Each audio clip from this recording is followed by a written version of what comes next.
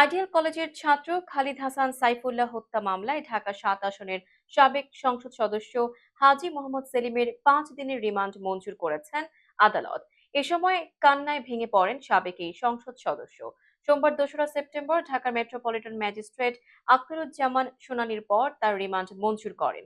জানা গেছে, এদিন কাঠগড়ায় তোলার পর হাউমাউ করে কাঁদেন হাজী মোহাম্মদ সেলিম।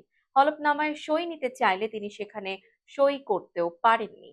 পরে তার টিপসই নিয়ে আদালতে তার পক্ষে হলফনামা দাখিল করেন আইনজীবী প্রাণ গোপাল নাথ। এদিন তাকে আদালতে হাজির করে মামলার সুষ্ঠু তদন্তের জন্য তাকে ১০ দিনের রিমান্ডে নিতে আবেদন করেন তদন্তকারী কর্মকর্তা। শুনানি শেষে আদালত তার ৫ দিনের রিমান্ড মঞ্জুর করেন।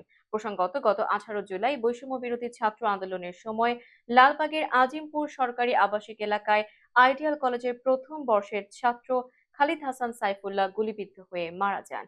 এই ঘটনায় তার বাবা কামরুল হাসান ১৯ আগস্ট লালবাগ থানায় হত্যা মামলা করেন।